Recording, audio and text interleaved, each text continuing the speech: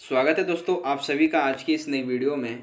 आज हम देखेंगे क्लास 12th हिस्ट्री का जो न्यू कोर्स है 2021 और 22 के अकॉर्डिंग। ठीक है, ये फर्स्ट टर्म का है, चैप्टर फर्स्ट जो इनकी आपकी फर्स्ट बुक का है। इसका नाम है ईंटें, मनके और अस्थियाँ। बेसिकली इसमें क्या है कि हड़प्पा सभ्यता के बारे में जिक्र किया गया है।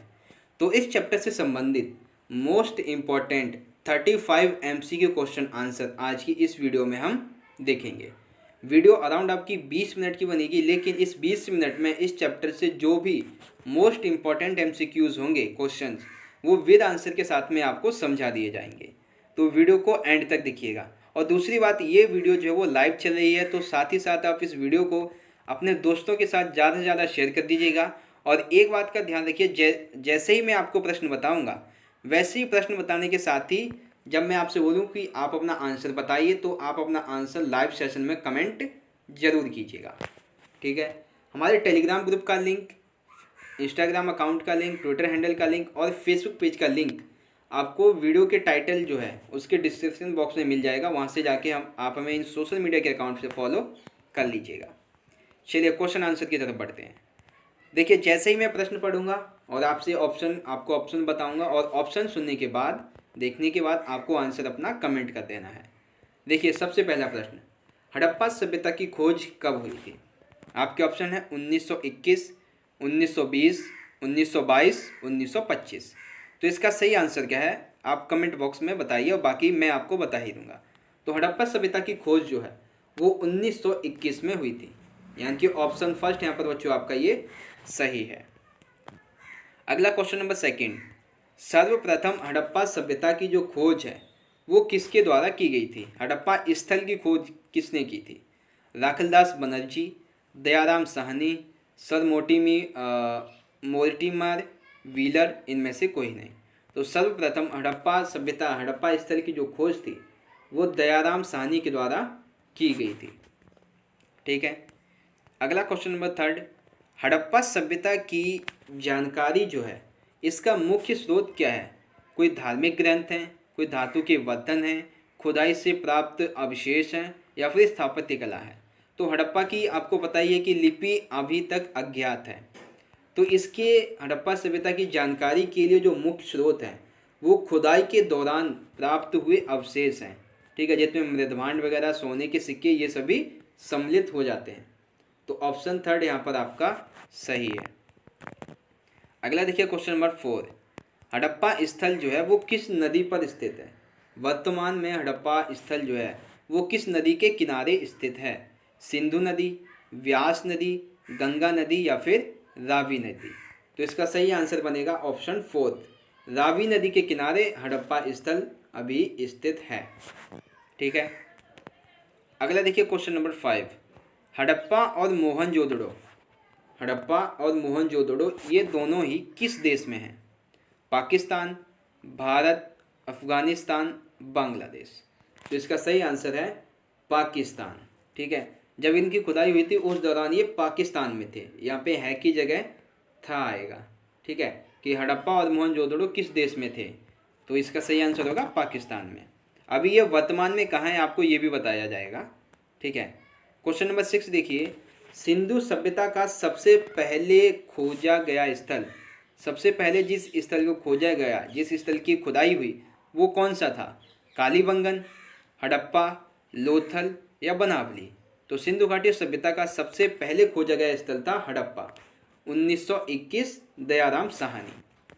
ठीक है, अगला क्वेश्चन नंबर 7, सिंधु सभ्यता को हड़प्पा सभ्यता कहा जाता है, इसमें से ऐसा कौन सा कथन है जो इसका कारण बनता है? हड़प्पा सभ्यता सर्वप्राचीन सभ्यता है, हड़प्पा सैंधव सभ्यता की मूल स्थली है, सबसे पहले खुदाई हड़प्पा नामक स्थान पर हुई, हड़प्पा सभ्यता से सैंधव कालीन विशेष जानकारी प्राप्त होती है। देखिए, हालांकि ये प्रश्न, ये ऑप्शन और ये वाला, ये दोनों हैं सही, लेकिन जो एकदम सटीक इसका उत्तर बनता है वो उत्तर है ये वाला, कि सबसे पहले खुदाई हड़प्पा नामक स्थान पर हुई, इसीलिए सिंधु सभ्यता को हड़प्पा सभ्यता के नाम से भी जाना जाता है। ठीक है, आई होप समझ गए होंगे। अब देखिए, अभी जो क्वेश्चन 6 था उसी का है ये अगला क्वेश्चन, कि वर्तमान में हड़प्पा और मोहनजोदड़ो ये दोनों ही कहाँ पर स्थित हैं? वर्तमान में महाराष्ट्र में, वर्तमान पाकिस्तान में, वर्तमान हरियाणा में, और आपके सामने ऑप्शन है एक लोथल जो कि गुजरात है, ठीक है, और एक है सिंध यानी कि पाकिस्तान, ठीक है। यानी कि एक तो ये जो हड़प्पा है वो लोथल गुजरात और मोहनजोदड़ो सिंध पाकिस्तान में स्थित है, ठीक है। तो हड़प्पा और मोहनजोदड़ो एक तो कहाँ पर है? अच्छा दोस्तों, इसमें से ये जो ऑप्शन है ऑप्शन फोर्थ, ये ऑप्शन आपका गलत है, ठीक है। इसका जो सही आंसर है वो आपको यहाँ दिख रहा होगा, ठीक है ना, मैंने अंडरलाइन कर दिया है, मैं इसको वीडियो एडिट में लगा दूंगा। तो इसका ये जो है ये सही आंसर होगा इस बॉक्स के अंदर जो है, ठीक है। वर्तमान में हड़प्पा व मोहनजोदड़ो इस स्थान पर स्थित हैं। चलिए हम आगे बढ़ते हैं। अगला है क्वेश्चन नंबर 9, मोहनजोदड़ो किस नदी पर स्थित है? मोहनजोदड़ो वर्तमान में किस नदी पर स्थित है? व्यास, रावी, सिंधु, गंगा। तो इसका सही आंसर है मोहनजोदड़ो व्यास नदी के तट पर स्थित है, ठीक है। आगे देखिए क्वेश्चन नंबर है 10, मृतकों का टीला किसका शाब्दिक अर्थ है? मृतकों का जो टीला है यह किसका शाब्दिक अर्थ बनता है? हड़प्पा का, मोहनजोदड़ो का, वृषभ का, या फिर इनमें से कोई नहीं। तो मोहनजोदड़ो को मृतकों का टीला कहा जाता है, ठीक है। तो मोहनजोदड़ो जो है वो मृतकों का टीला कहा जाता है, इसका शाब्दिक अर्थ है। अगला क्वेश्चन नंबर 11 है, मोहनजोदड़ो की खोज किसके द्वारा की गई थी? ठीक है, आपके ऑप्शन है दयाराम साहनी, जॉन मार्शल, राखलदास बनर्जी, इनमें से कोई नहीं। दयाराम साहनी के द्वारा तो हड़प्पा सभ्यता की खोज की गई और राखलदास बनर्जी के द्वारा मोहनजोदड़ो की खोज की गई थी, ठीक है। अगला देखिए क्वेश्चन नंबर 12 है, हड़प्पा संस्कृति के लोगों के द्वारा, हड़प्पा संस्कृति के लोगों के द्वारा सिंचाई के लिए किन साधनों का इस्तेमाल किया जाता था? नहर, कुएं, जलाशय, उपरोक्त सभी। तो नहरों को भी साक्ष्य मिले हैं, लगभग 700 कुएं भी पाए गए हैं और बड़े बड़े जो विशाल स्नानागार हैं वो भी मिले हैं। तो यानी कि उपरोक्त सभी तरीकों से हड़प्पा संस्कृति के जो लोग थे सिंचाई किया करते थे, ठीक है। अगला देखिए क्वेश्चन नंबर 13 है, हड़प्पा सभ्यता के लोग किस धातु से परिचित नहीं थे? लोहा, तांबा, सोना, इनमें से कोई नहीं। तो हड़प्पा सभ्यता के जो लोग थे वो लोहा धातु से बिल्कुल ही परिचित नहीं थे। एक तांबे के और सोने के कुछ कुछ साक्ष्य हमें हड़प्पा सभ्यता से देखने को मिलते हैं, लेकिन लोहे के साक्ष्य में बिल्कुल भी नहीं मिलते हैं, ठीक है। अगला देखिए क्वेश्चन नंबर 14 है, हड़प्पा सभ्यता की धार्मिक प्रथा के बारे में क्या पता लगता है? किन कथनों से पता लगता है कि हड़प्पा सभ्यता में धार्मिक प्रथा रही होगी? आपके ऑप्शन है हड़प्पा सभ्यता में मातृ देवी की मूर्ति मिली है, इससे पता चलता है कि वहाँ पे मातृ देवी रही होंगी। शिव का मुहर पर मिला चित्र जो कि ये दर्शाता है कि हड़प्पा संस्कृति के लोग शिव की पूजा करते होंगे। वृक्ष एवं प्रकृति की पूजा की जाती होगी, उपरोक्त सभी। तो हड़प्पा सभ्यता की धार्मिक प्रथा के बारे में उपरोक्त सभी बातें जो कही गई हैं ये तीनों कथन जो हैं ये सही है, यानी कि ऑप्शन 4 आपका यहाँ पर सही है, ठीक है। अगला क्वेश्चन नंबर 15 है, हड़प्पा अथवा सिंधु घाटी सभ्यता की सबसे विशिष्ट पुरावस्तु कौन सी है? सिक्के, लोहे के हथियार, हड़प्पाई मोहर, या फिर इनमें से कोई नहीं। तो सबसे विशिष्ट पुरावस्तु जो है वो हड़प्पाई मोहर है, ठीक है। कौन सी है? हड़प्पाई मोहर।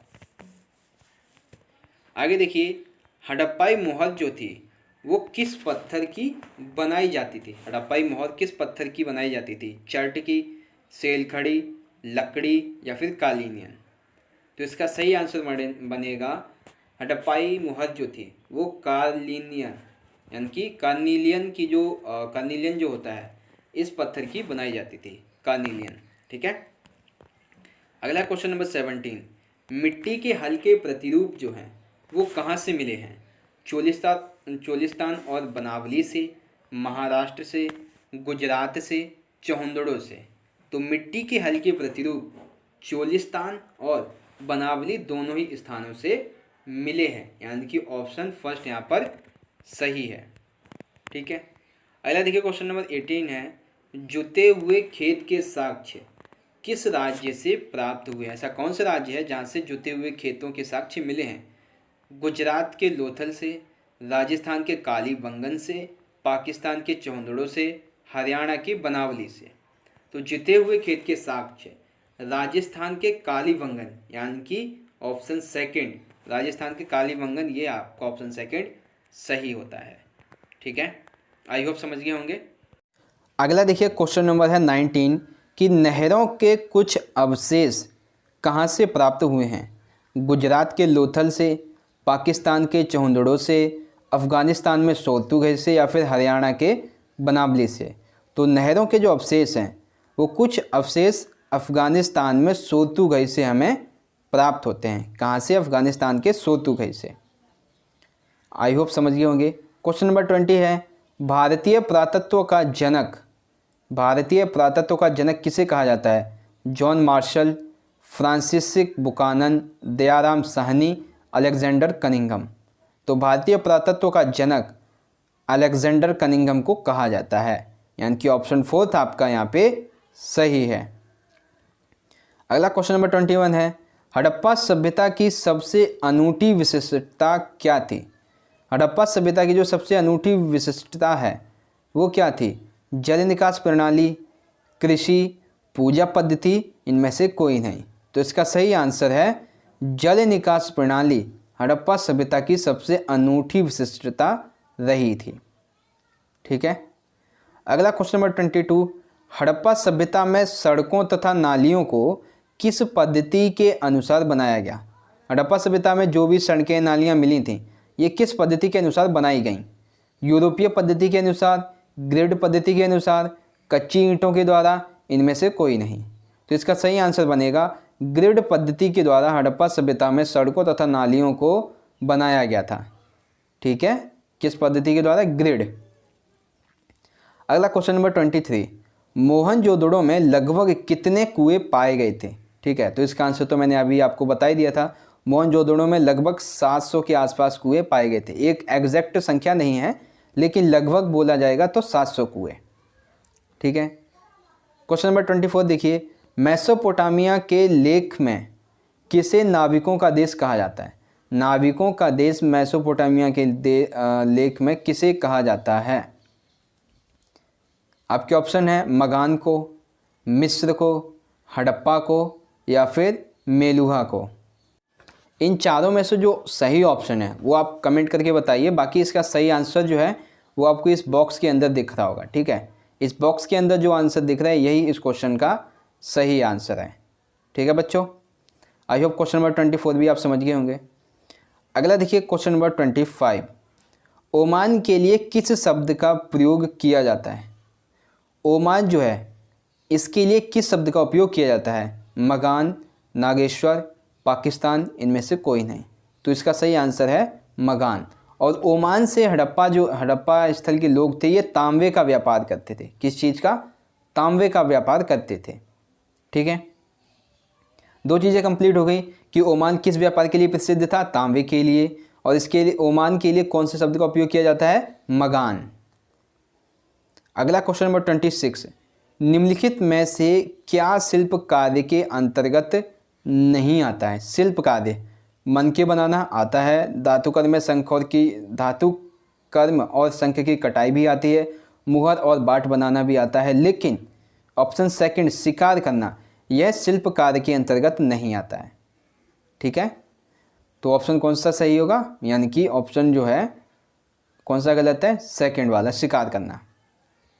अगला क्वेश्चन नंबर 27 है निम्नलिखित में से मनके के निर्माण में क्या उपयोग में लाया जाता था? ठीक है, आपके ऑप्शन है क्वार्टज और सेल खड़ी, तांबा, कांसा और सोना, कार्निलियन और जैस्पर, केवल लकड़ी। तो इसका जो सबसे सही और सटीक आंसर बनता है वो बनता है कार्निलियन और जैस्पर। कार्निलियन और जैस्पर के ये जो मनके थे वो काफ़ी अधिक प्रसिद्ध थे और काफ़ी अधिक जो प्रचलित थे वो यही थे, कार्निलियन और जैस्पर के मनके। ठीक है, आगे देखिए क्वेश्चन नंबर 28 है पुरातत्वविदों ने किसी क्षेत्र से मिले साक्ष्यों को गणेश्वर जोधपुरा संस्कृति, कौन सी संस्कृति? गणेश्वर जोधपुरा संस्कृति का नाम दिया। उस क्षेत्र, वह क्षेत्र कौन सा था? धौलावीरा से मिले क्षेत्र, चौहंदड़ों से मिले साक्ष्य, नागेश्वर से मिले साक्ष्य, या फिर खेतड़ी से मिले साक्ष्य? तो इसका सही आंसर होगा खेतड़ी से मिले साक्ष्यों के द्वारा, जो खेतड़ी से साक्ष्य मिले से पुरातत्वविदों ने उन्हीं साक्ष्यों को गणेश्वर जोधपुरा संस्कृति का नाम दे दिया था, एक नई संस्कृति का नाम। ठीक है। क्वेश्चन नंबर 29 देखिए, हड़प्पा सभ्यता की जो लिपि है इसकी मुख्य विशेषता क्या थी? यह दाईं से बाईं ओर लिखी जाती थी, यह बाईं से दाईं ओर लिखी जाती थी, यह ऊपर से नीचे की ओर लिखी जाती थी, यह नीचे से ऊपर की ओर लिखी जाती थी। तो हड़प्पा सभ्यता की लिपि जो है इसकी मुख्य विशेषता है कि यह दाईं से बाईं ओर, यानी कि ये पेज मान लीजिए तो यहाँ से इस तरह से ये लिखी जाती थी, इस तरह से ऐसे करके लिखी जाती थी। ठीक है, यहाँ से लिखना शुरू होगा और यहाँ पे जाके इनका ये एंड हो जाता था। तो ऑप्शन कौन सा सही है? ऑप्शन फर्स्ट यहाँ पर सही है। अगला देखिए क्वेश्चन नंबर 30 है, हड़प्पा संस्कृति के बारे में कौन सा कथन जो है वो सही नहीं है? पहला, इसमें दाईं ओर से बाईं ओर लिखी जाने वाली लिपि थी। ठीक है। इसमें मूर्ति बनाने की कला के एक माध्यम के रूप में लौह के सबसे आरंभिक ज्ञात के उपयोग का प्रमाण मिलता है। तीसरा है, यह उपमहाद्वीप में प्रारंभिक नगरों की साक्षी रही है। इसमें मूर्ति कला के एक माध्यम के रूप में पत्थर के सबसे आरंभिक ज्ञात उपयोग के प्रमाण मिलते हैं। तो इसमें से जो गलत आंसर है वो गलत ऑप्शन वो है सेकंड वाला, कि लोहे के सबसे आरंभिक ज्ञात उपयोग का प्रमाण मिलता है। ये गलत है, क्योंकि हड़प्पा संस्कृति के लोगों को लोहे का ज्ञान नहीं था। ठीक है, ये प्रश्न मैंने आपको अभी जब ये वीडियो स्टार्टिंग हुई थी 2 से 3 प्रश्न में ही आपको बताया गया था। ठीक है। अगला क्वेश्चन नंबर 31 है, हड़प्पा सभ्यता के किन देशों के साथ व्यापारिक संबंध थे? चीन, जापान, कोरिया, रूस, मंगोलिया, इटली, ईरान, इराक, मिस्र, इनमें से कोई नहीं। तो इसका सही आंसर है ईरान, इराक और मिस्र के साथ हड़प्पा सभ्यता के व्यापारिक संबंध थे, यानी कि ऑप्शन थर्ड यहाँ पर सही है। अगला क्वेश्चन नंबर 32 है, भारतीय पुरातत्व सर्वेक्षण के डायरेक्टर कौन थे? General John Marshall. इन्होंने पूरे विश्व के सामने सिंधु घाटी में एक नवीन सभ्यता की घोषणा की थी। वह कब की थी? 1922, 1923, 1924, 1921। तो इसका सही आंसर है 1921 में भारतीय पुरातत्व के सर्वेक्षण के डायरेक्टर जनरल जॉन मार्शल ने पूरे विश्व में सिंधु घाटी में एक नवीन सभ्यता की घोषणा की थी। कब? 1921 में। अगला क्वेश्चन नंबर 33 है, the story of Indian archaeology. The story of Indian archaeology किसने लिखी? एम एन राव, ठीक है, चंद्रशिव राव, इनमें से कोई नहीं।